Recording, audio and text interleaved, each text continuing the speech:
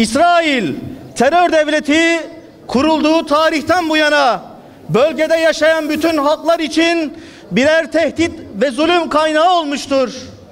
Bakınız, bugün Siyonist İsrail Gazze'ye bir kara harekatı başlatarak Filistinli Müslüman kardeşlerimize karşı zulüm ve baskılarını hedefleri doğrultusunda artırmış, kardeşlerimizi katledip soykırıma sebep olmuştur.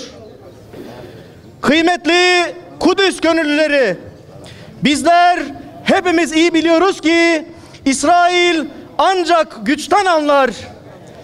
Bu zulüm ve adaletsizliğinin sona erdirilmesi için derhal somut tedbirler alınmalıdır. Çok kıymetli Müslümanlar, iyi biliniz ki küfür tek millettir. O halde biz Müslümanlar da bir binanın tuğlaları gibi bir araya gelmeli ve bu insanlık dışı zulmü durdurmalıdır. Kudüs davasının şerefli erleri, Kudüs ve Mescid-i Aksa tüm Müslümanların kırmızı çizgisidir.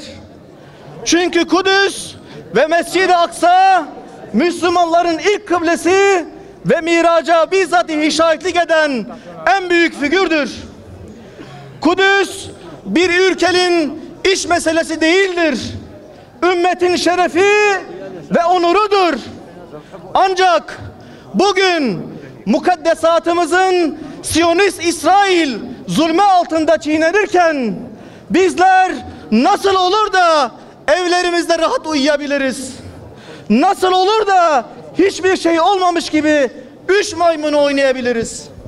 Ey İslam ülkeleri, ey İslam milletleri, ne zaman uyanacaksınız? Ne zaman onurumuza ve şerefimize uzanan bu elleri kıracağız? Ne zaman içimizde var olan iman gücünün farkına varacaksın? Bugün bu zulümler ve işgaller karşısında Kudüs'ün minarelerinden nerede Selahaddin, nerede Selahaddin, nerede Selahaddin diye anonslar geçiyorsa ve Siyonist İsrail'in bu pervasızca saldırıları karşısında İslam ülkelerinin sessizliğinden gücünü alıyorsa acilen bu narkozun etkisinden kurtulmamız ve yıllardır süren bu zulmün karşısında harekete geçmeliyiz.